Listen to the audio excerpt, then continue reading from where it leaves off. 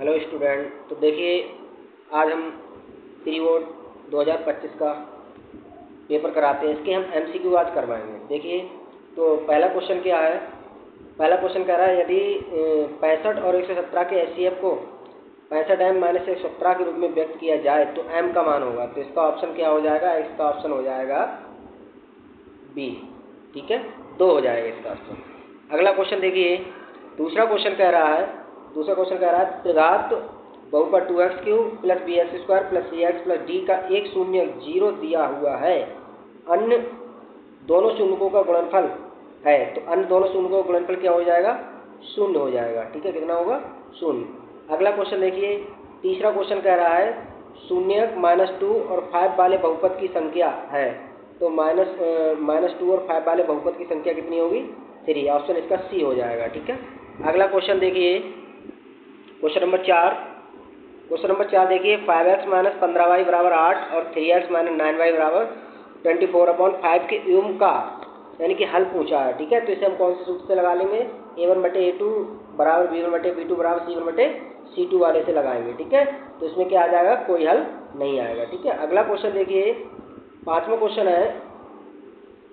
Question दिया हुआ है, यदि द्विघात समीकरण 3x² = 12x + m = 0 के मूल बराबर हैं तो m का मान ज्ञात कीजिए। तो इसमें m का मान कितना आ जाएगा? यानी कि 12 आ जाएगा। ठीक है, मूल बराबर होते हैं तो कंडीशन क्या होती है? d = b² - 4ac बराबर किसके आएगा? 0 के, यानी d = 0 होता है। ठीक है, इसका ऑप्शन क्या आ जाएगा? बी। ठीक, अगला क्वेश्चन देखिए, क्वेश्चन नंबर 6 देखिए, द्विघात समीकरण 3x² - 4x = 0 के मूलों का गुणनफल। तो मूलों का गुणनफल पूछा है इसमें। मूलों का गुणनफल क्या होता है? योगफल क्या होता है? माइनस का b/a, इसका क्या आएगा? c/a। तो c है ही नहीं तो क्या आ जाएगा? इसमें 0 आ जाएगा। ठीक है, ऑप्शन क्या आएगा? ए आएगा। अगला क्वेश्चन देखिए, अगला क्वेश्चन क्या कह रहा है? अगला क्वेश्चन कि आयतनों का अनुपात पूछा है। तो आयतनों का अनुपात कितना आएगा? उनके वक्रपृष्ठीय क्षेत्रफलों ज्ञात कीजिए। तो वक्रपृष्ठीय क्षेत्रफल कितना आएगा? 16:9 आ जाएगा। ऑप्शन क्या आएगा? डी। उसके बाद क्वेश्चन कह रहा है कि 1 से 15 तक की सम संख्याओं का समांतर माध्य होगा। 1 से 15 तक की सम संख्याओं का समांतर माध्य कितना हो जाएगा? 8 आ जाएगा। कितना आ जाएगा इसका? 8। इनके प्रतिच्छेदन बिंदु के क्षैतिज अक्ष से कम प्रकार के और अधिक से प्रकार के त्वरण देता है। ये क्या देता है? माध्य, बहुलक, मध्यिका, ये सभी। ऑप्शन डी आएगा इसका। ठीक है, उसके बाद क्वेश्चन नंबर 20 दिया, एचसीएफ 252 और 594 = 18 ज्ञात कीजिए। एलसीएम 252 594, एलसीएम ज्ञात करना है। तो एलसीएम कितना आ जाएगा? 8316 आ जाएगा। ठीक है, अगला क्वेश्चन देखिए, ये सीरीज थोड़ी इधर से उधर हो गई है, कोई दिक्कत नहीं है। ठीक है, 7वां क्वेश्चन अब देख लीजिए, कोई दिक्कत नहीं है।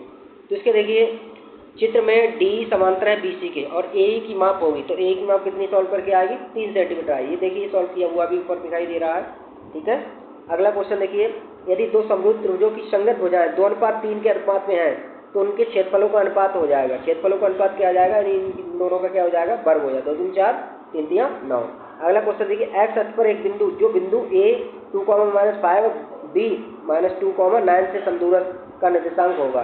इसका ऑप्शन क्या आ जाएगा? -7,0। ऑप्शन आएगा ए।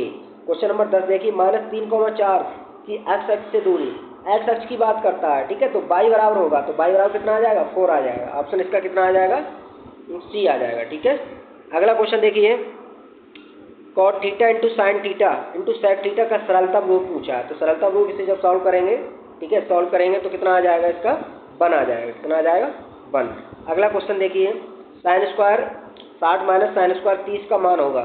कितना आएगा? इसका 1/2 आएगा। ठीक है, इसे सॉल्व करेंगे 1/2 आ जाएगा। अगला क्वेश्चन देखिए, मैदान में खड़ी एक कार का 75 मीटर ऊंची मीनार से अवनमन कोण 30 है। मीनार के आधार से कार की दूरी ज्ञात कीजिए। तो इसे देखिए, एक मीनार बना लेंगे और इसे सॉल्व करेंगे तो कितना आ जाएगा? ऑप्शन इसका ए आएगा, 75/3 मीटर। अगला क्वेश्चन देखिए, 14वां क्वेश्चन है, भुजा 6 सेंटीमीटर वाले एक वर्ग के अंतर्गत खींचे जा सकने वाले वृत्त का क्षेत्रफल होगा। तो वृत्त का क्षेत्रफल इसका कितना आएगा? 9 पाई सेंटीमीटर स्क्वायर। ऑप्शन आएगा इसका लास्ट वाला। ठीक है, डी ऑप्शन आएगा। अगला क्वेश्चन देखिए, 15वां क्वेश्चन है, चित्र में त्रिज्यखंड OAB का परिमाप होगी। OAB की परिमाप पूछिए। तो इसका आंसर कितना आएगा? इसका आंसर आ जाएगा 64/3 सेंटीमीटर।